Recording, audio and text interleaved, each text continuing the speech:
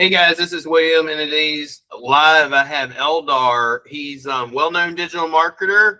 He is a business coach, founder of Local Dominator and Local Wiz Marketing.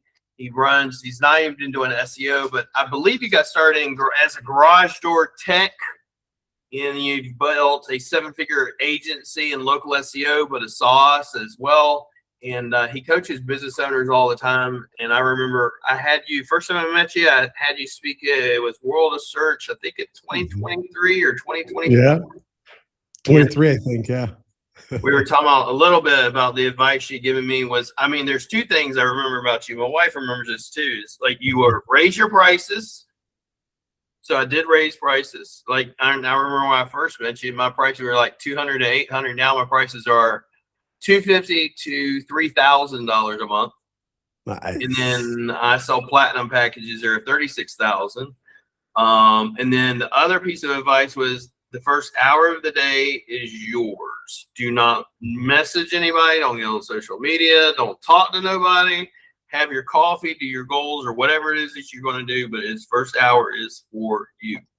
So there are a couple of things I remembered from you. So if you could, I mean, yeah, she was like doing this to you. She was like, and now we do it all the time. But she'll be like, you know, how can you? And even now, it's like I look at it's like how can I get certain people to go from a smaller package to a bigger package?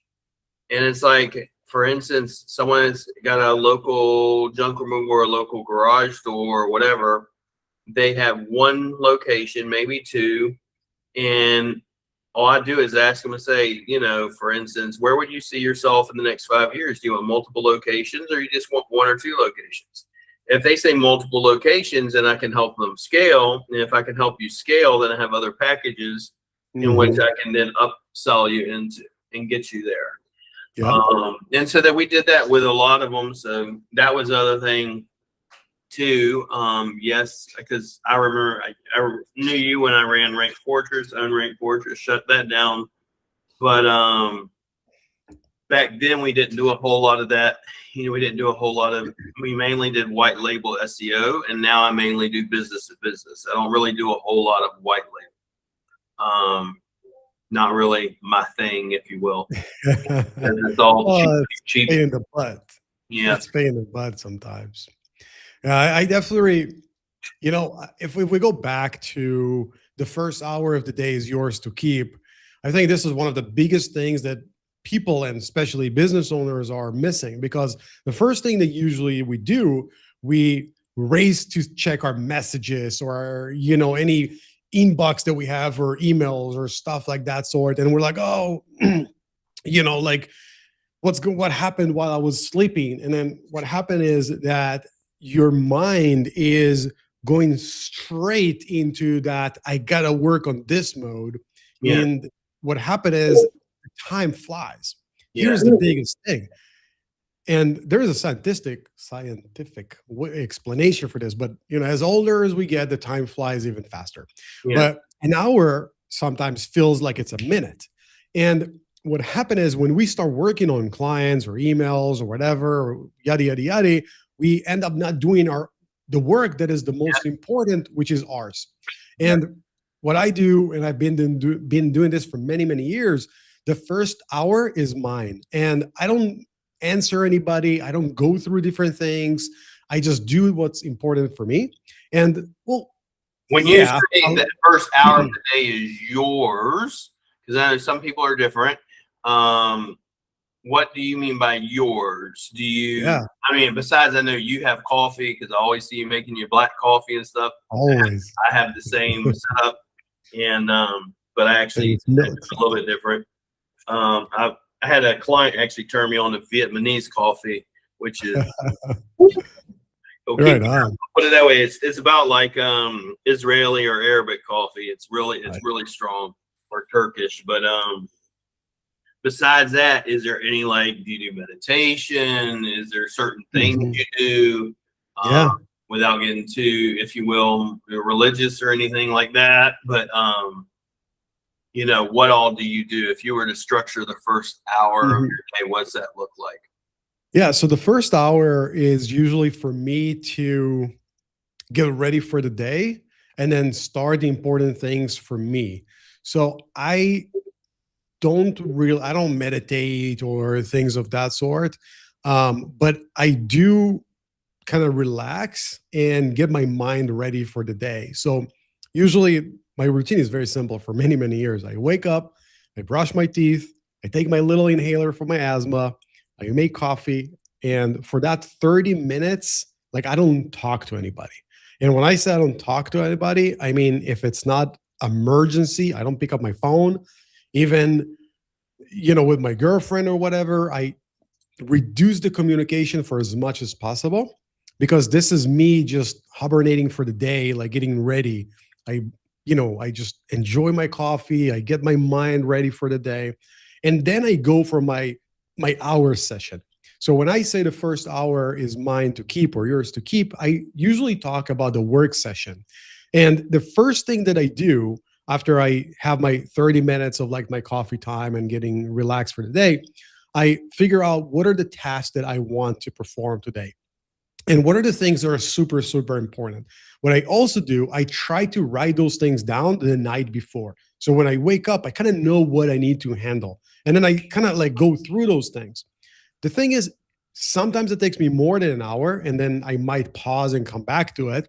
But I try to hammer as many things as I can that are for me. And I'll give you a few examples. Like today, the first thing that I did today, the first thing I sat on my computer, and like the first thing that I did was not to check my emails, not to check Stripe, not to check customer service. The first thing I did was to check my ads. That was the number one thing for me today. So I checked the ads, I made modifications, I created some new, and I was just working on, my ads because this was the most important task for me for today. Then I did other stuff. Then I got on a meeting and this, and now I'm doing that. So I was able to accomplish the most important task for me. And sometimes when we jump into the day and we check our emails and we do all of those crazy stuff, we forget ourselves. Yes. And then what happened when we forget ourselves? The business forget us. And if the business forgets us, we don't get that income. So that's what I was kind of talking to you. It's like what happened to me. It's like most business owners check out emotionally before they even give the business a chance to succeed. Yeah. And so with me a couple of years ago, that's kind of what I was at. One of the things that's interesting that you mentioned is like my mentor, one of the things he talked about is like organize. I remember one of the very first things he told me, he's like, he writes everything down. That's why I got books and everything now. I used to ask him, can't you just use Google Sheets and shit? He's like, no, there's something about writing it down. And promise you. But the night before, it's like whenever I get up in the morning or you're organized and I write, like instead of sitting there, and you're so right, whenever you pick up your phone, most people just go, oh, let me answer all these people. And you wind up 1-2 hours and went by. Instead, what I do is I take the messages where someone wants me to do something and I write it in my book and I add it to it, and then I'll check it off as I do it. But the night, he's like the day before or the night before, you organize the next day. The week before, on Sunday, he organizes the week. The last day of the month, he organizes the month. The last day of the year, he organizes the entire year. And then does kind of the same thing, but it has been, I tell people even in the community I'm a part of, I said, if you will just do 1/10 of what he teaches, it will change your life. Because for me, it's like half of it, it's like, even with me and my wife, one of the things it's going to sound, some people weird, but like after the first hour, the next thing I want her to do is come down, let's have coffee. And we have a book where we have literally a red book that has all of our goals in it. And we'll go over our goal book. Nice. And I'll go through the goals. And then as goals are fulfilled, for example, I highlight it. And then besides that, then I want her to sit down and have coffee on my lap. So we can just sit there and be together and not talk about business, because she'll tend to go, try to tell me, hey, by the way, you need to talk to the team or train the team on this or that. And I'm like, I don't want to hear nothing about the business. while you're here for the next 5 minutes because I got tons of stuff to do. But that was one of the. I mean, that was a big lesson. So do you do time blocking at all? I do it in my calendar. Yeah. So a lot of times, like I'll just shove stuff into my calendar, and then it's a meeting, so I have to attend that, and then Yeah. I'll just go through those things. Working with the calendar is something super, super important, and it's a skill. It's another skill that you kind of have to develop over time because nobody was teaching you in school that you got to do that, and nobody gave us the habits to be able to do that. So it comes from a force of habit, and if you do this enough and again and you're really holding yourself to it, then you're doing those things. And then this is kind of how I time block stuff. Awesome. Yeah. And we were kind of talking about this because you do local SEO, but you also have an agency, and then you have a sauce. So a lot of people come to you and they want coaching in regards to different things. Could you what's some of the biggest mistakes you see a lot of business owners or agency owners making? Because I know you do a lot of coaching and stuff like that too.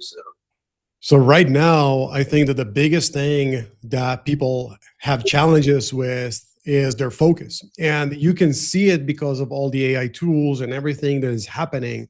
People are moving and shifting from their focus. And you see it very clearly.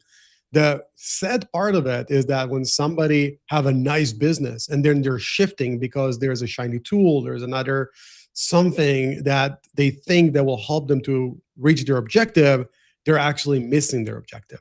Because here's the thing, consistency and focus are the biggest things that you can do for your business.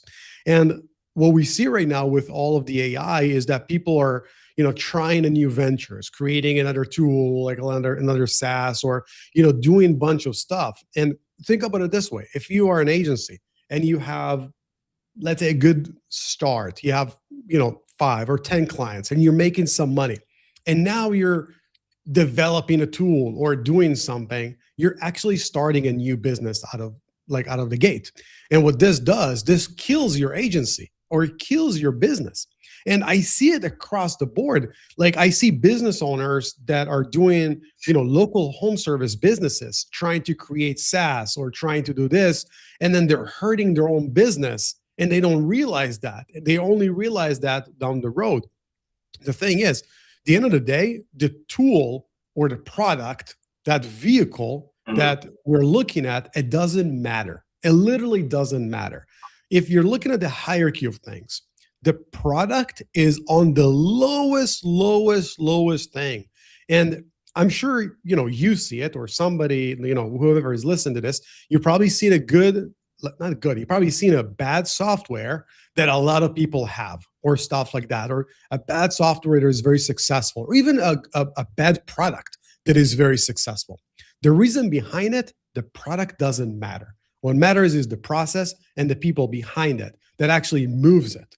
So if you have a good product, if you are a plumber, or if you run an agency and your product is good, stay with it and just keep your focus on what you need to do to drive more people to that product or service, instead of starting, another venture because you think that will get you to the goal.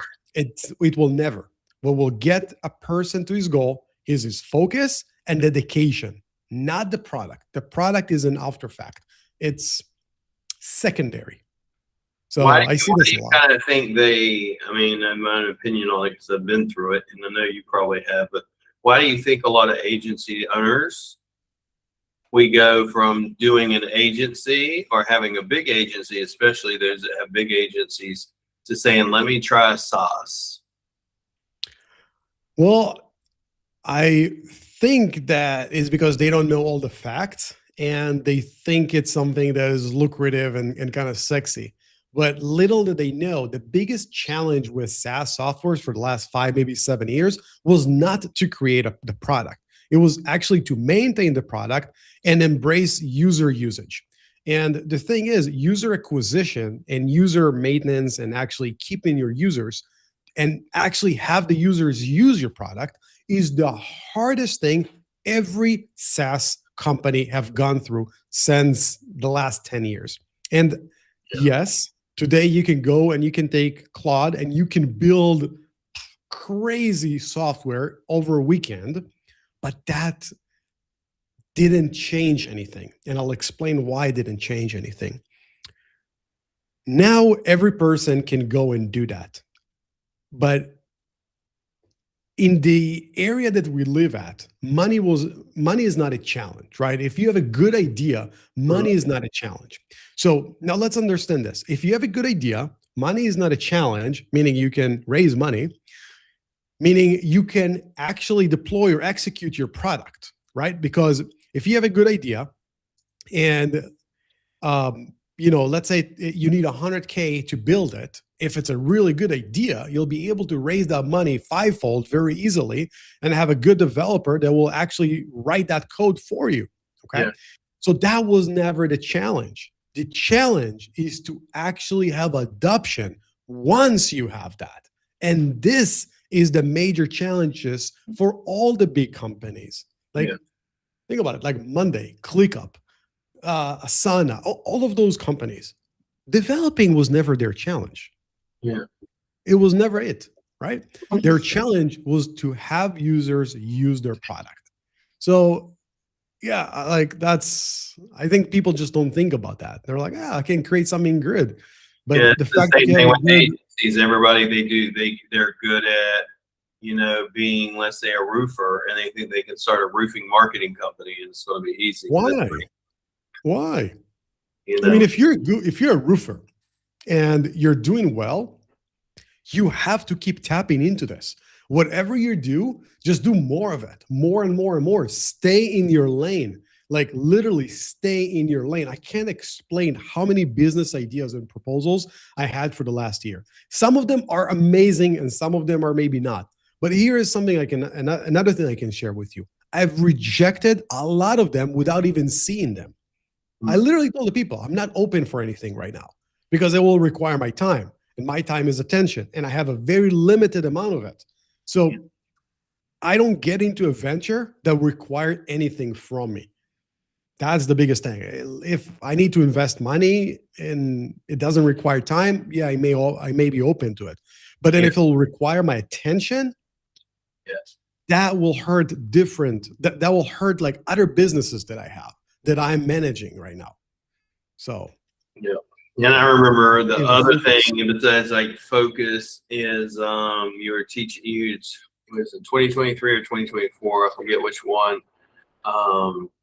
It was the first WasCon, but you had told your speech was about raising prices in sales. And I'm like, in my mind, it was always when I lived in the States, it was hard to get anybody to even buy. I mean, I'm talking about doing local SEO, social media management, web edits for $300 a month, and they think they're doing you a favor.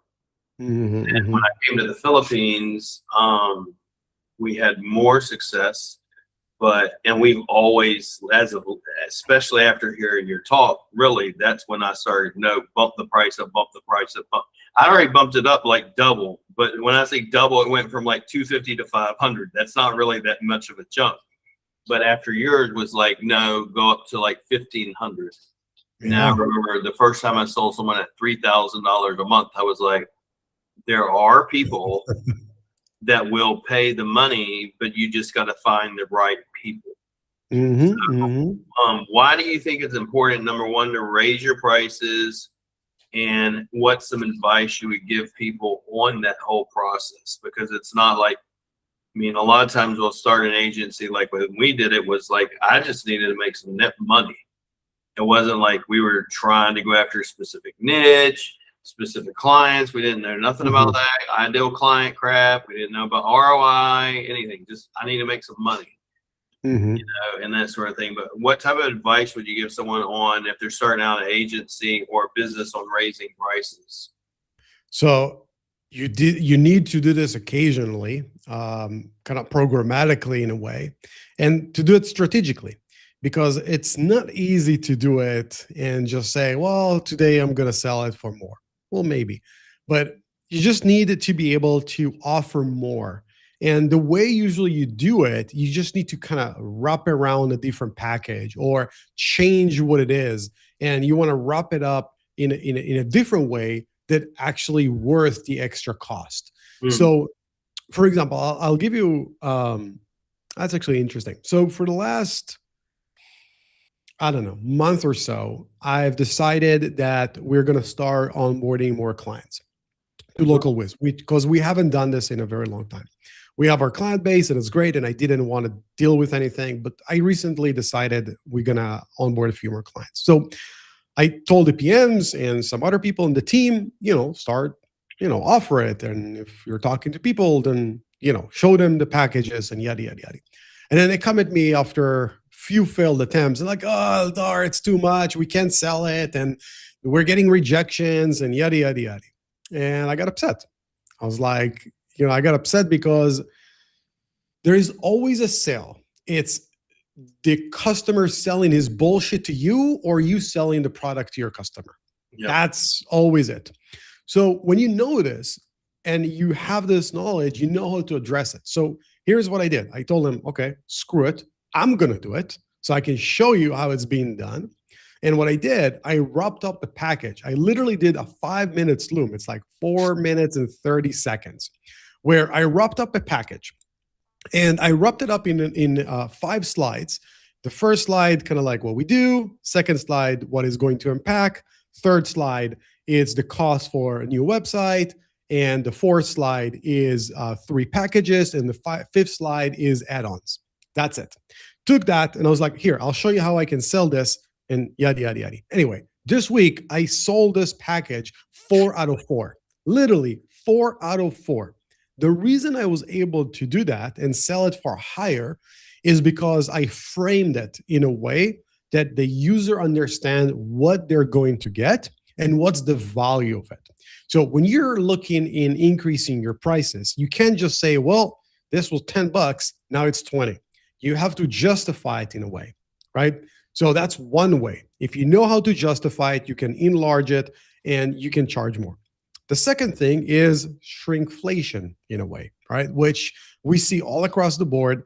And just recently on July 1st, we actually made changes to the local dominator packages. We had to. And essentially what you do, you keep your prices as is, but you shrink the product a little bit, okay? And what we did, we just reduced a little bit of the credits. Not crazy, but reduced a little bit. And this is something that we see as consumers all the time. We go and we buy a cereal, let's say, and then 2 years after, you buy the same package and the package will contain less, right? So it's another way of increasing your prices. You essentially give them a little bit less for the same cost, so your margins are going higher. Why is it so important to do? Because that's the way to sustain business. If you don't increase your prices at least once a year on average or so, that means that you are losing about 5% from that product because of the money inflation.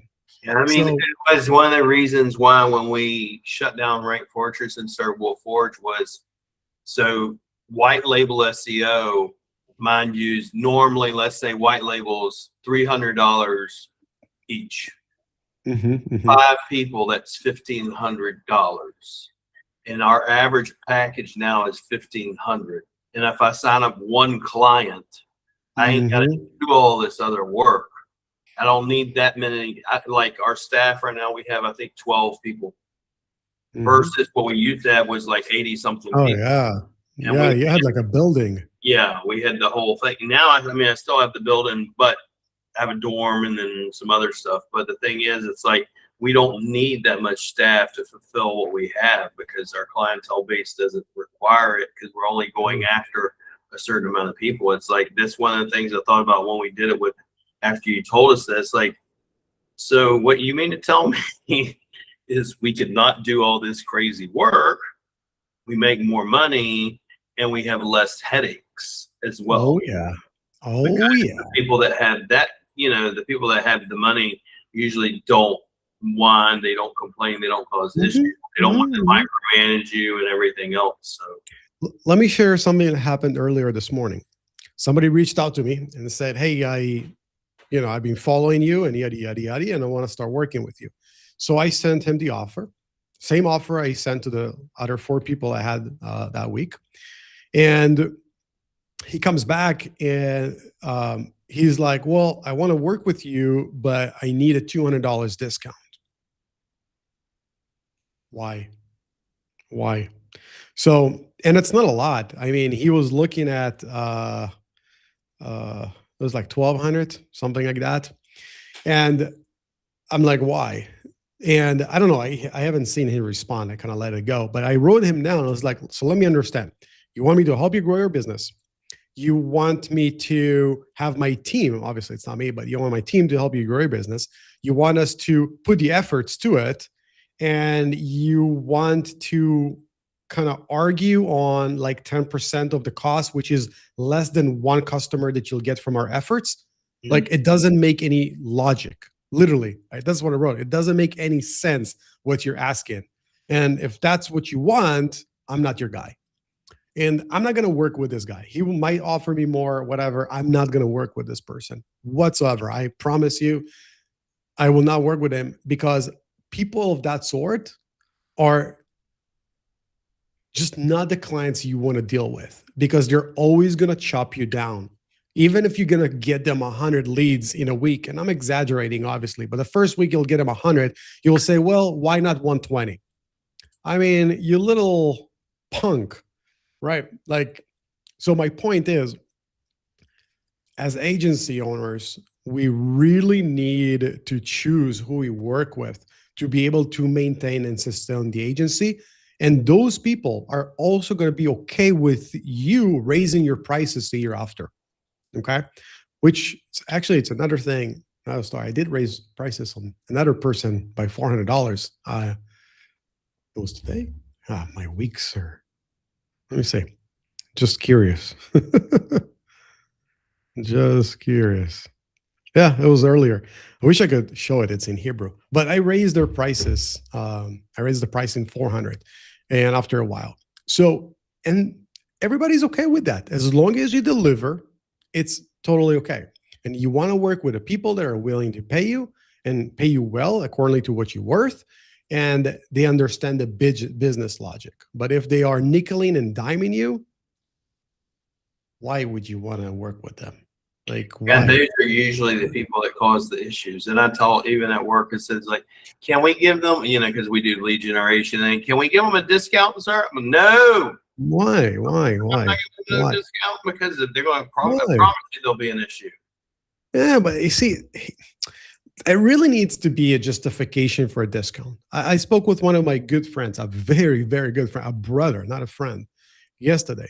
And it was right before I tapped out to sleep. And he said, well, he's looking to do SEO. And it was like, I was talking to this SEO and this SEO, and everybody's like telling me, Eldar, just talk to Eldar. And I don't work with friends. So he calls in, he's like, well, I want to start with Local Dominator and yada, yada, yada, so I can do that and that. I was like, okay, and what do you want? It's like, well, hook your brother with an account. So I told him, well, hook your brother with an account. Like, support me, man. Like, it's gonna cost you $60 a month, man. Like, seriously, you're my friend, you're my brother. I know you for 15 years. Like, buy a $60 plan. I'll give you more credits. I'll take care of you. But do the support. You know what I mean? So that's another reason why you don't want to work with friends and family. Most people are takers. Say what? Most people are takers. Everything's transactional. That was the other thing I learned from a mentor. So there's a difference between unconditional love and transactional love, or transactional relationships in general. So, don't get me wrong. Like, on that particular case, like with him, it's a full love. I love the guy. Like, I would give it to him for free. That's not the thing. But if you love me back, just show me a little support. So anyway, he did. He did register. I mean, he did register. A lot of times I'll be like, can you do this, and can you do that, and can you give me this? And it's like, you're going to be a headache, Absolutely. I mean, look, as it's okay to do stuff for free.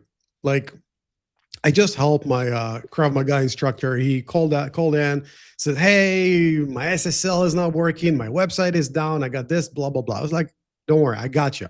Got in, fixed all that stuff. blah, blah, blah. And then he's like, okay, how much should I pay? I was like, no, I don't want your money. Like, this is just for me. But when you are the one that can choose who you give and who you don't, it's completely different than somebody that comes and asks. Yeah. Like your mentor can give you time if you want to, can talk to you. But if you'll go to your mentor and you say, hey, I need an advice or I need 30 minutes from your time, well, you should be expecting a bill, or you should be actually be proactive and send him whatever he's charging for it. Yeah. Because you need to support your mentor. And Yep. That's why he goes. So I get the opportunity around him is be around him. He's a millionaire, that he gets to be around billionaires, and he's like the billionaire. When he goes to him for one of them, he goes to him for coaching or advice. His last one, he's like, protect your energy, protect your space. He said, who's around you in your space? He's like, if it's a bunch of broke people or people that's always taking, and then you wonder why you feel drained. Obviously, it's because you're hanging around the wrong people. Same thing with clients. If you're always going after the, if you will, like people are going nickel and dime you, that's why you're going to feel the way you feel. It's like even with us, it's like we have a big agency, but it's like we used to wake up every morning and be like, not another day. Can't do this another freaking day. So definitely was a game changer. Is raising your prices, raising your standards, going for specific clientele. We still help the smaller business owners out and stuff. I have packages for it, but you're not getting the top of the tier package for the same price. It's not going to happen. No. So, but yeah, and if you're not willing to invest in yourself, why do you think other people are going to invest in your service? You want to nickel and dime you, for example, then why are they going to want to pay them for their services? I guarantee they went and say, okay, you got a service for $900 a month, and why don't you hook a brother up? Well, you gonna hook me up whenever I need your service? No, you're not. Damn well you're not. Well, see, here's the thing. When it comes for work, what people don't understand that it's your life work, right? And what I mean by that is that if you have an agency and your buddy comes to you and says, hey, can you do this for me for free or something? It's a very, very challenging thing. You might actually give them money and be like, hey, I don't know, you're in a bad spot. Here's a loan or here is something. But like for me, I know that I'll be more open to do, different things than giving my work for free, if that makes sense, right? Like you want me to come and help you for an hour and sit with you and help you, and we'll spend the whole day together and I'll do whatever I can. We'll clean up the storage. We'll do everything together. I'll spend the time as a friend, but don't ask me to put 30 minutes of work time towards you, because that's completely different. That's my income. That's where I make my living. And this is what people sometimes don't understand, So if you want somebody to be your living, and you're basically asking me to cut out of your living to just support you. Exactly. That's just not going to happen. Exactly. For a lot of people. I'll share another thing. Like I have a few people that I coach, not a lot to be honest, but I have a few. And there's one person that is super cute. And one of the things that happened with him, I was really struggling with time. So I couldn't meet him, and I was just answering over the messenger and stuff. And he knew that in order to get me, he have to kind of force my arm in a way. So what he used to do, he used to do this sneaky sometimes. He was just zell me and be like, well, I just zelled you some money. When can we speak? And I'm like, damn it. And he did it a few times. When he needed something everything, he's like, he sent me the money first. And now you're obligated. Now you're like, damn it. I got to figure this out today. So, it's one of those things. If somebody's watching this and you have somebody you're trying to talk to and somebody you admire, or, you're looking at and you want some attention, you can do things like this. And it's totally okay to pay for that. I paid thousands of dollars to talk to people that I wanted to. And it's not because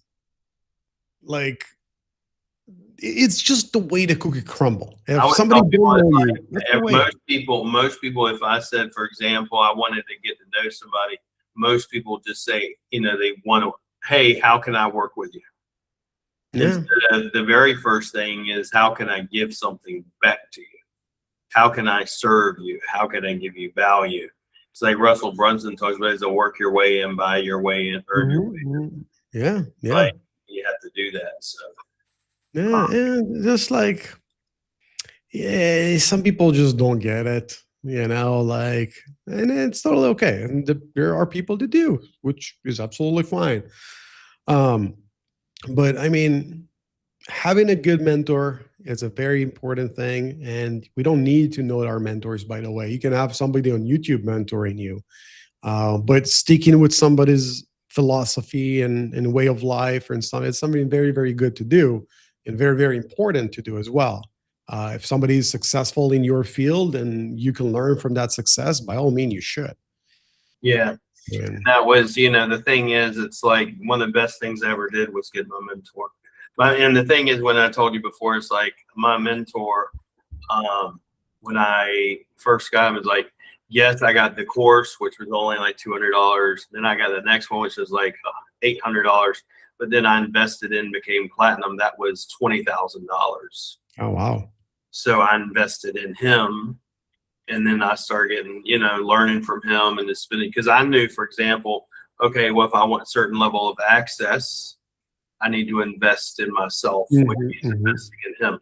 I remember at one point I wanted to do a one-on-one consult. He's like, okay, I normally do it for $2,000. And I was like, but since you're in the community, I'll give it to you for $1,000. And in my mind, it was like, that's a lot of money. But then I also went back to, I was like, I've charged people $997 for the consult before. Why am I going to make a fuss about someone else charging it? It's like, if I want to invest in myself, why should he invest in me? Why should he help me? And so that's why I started doing a lot of that. It's like, I need to invest in myself. And then obviously then other people will invest in you, and other people will begin trusting you. A lot of times people are like, well, I can't trust you. I don't know you. And if you can't trust them, how are you going to expect people to trust you? right. You have trust issues and stuff like that. But yeah, I don't know how much more time you got, but we can keep We can do 5 minutes, and I have to tap out. okay. I have to But mix. I always like talking to you because you come mainly from like a business point of view versus the local. I'm the local SEO guy. I know you know all types of shit about SEO, but it's like you're mainly the business guy, and I like talking to you about that sort of thing. So, Secretly, how I large? started more SEO recently. Sorry, what was that? No, how large is your team still? You still, because I remember you came out in 2023 or 2024. Your team was probably about, I think, 40 or 50 or something like that. Yeah, no, it's not as big as it used to. 13 just in local whiz. That's good. Actually just released 2 people. That's another very important thing, that sometimes businesses have hard time replacing people. Yep. And it's something very important that needs to be done occasionally. If you have a large team, well, even if you have a small team, as long as it's a team, replacing people is a good thing. It's very hard. It's mentally very hard. Mm. You have to, there's a lot of changes. Nobody likes changes. But the thing is, I don't remember throughout my career that I let somebody go and I said, damn it, that was a mistake. Yeah, I remember who was it? I think it was Gary V. And he was talking about, he's like, he said most people, they'll have someone in their organization, their company, that they really know they should fire, and they won't fire them because guess who hired them? Was them. And he said their ego is so big, they don't want to admit that they made a mistake in hiring them to begin with a lot of times. Yeah. And because most people think they're really good at recognizing talent, or they're really good at managing people, and a lot of times they actually suck. Or the relationship may go sour, or the person may just start not not, if you will, level up and be where the company's at now. They might have been where they, might have been what you needed back in the day, but not now. Well, the thing is, I think there's multiple components to it, right? So first of all, yeah, you're usually taking pride of something you did. Second, the consequences of letting somebody go sometimes can be very painful. Like you might have work that needs to be done, and now who is going to be allocated for that?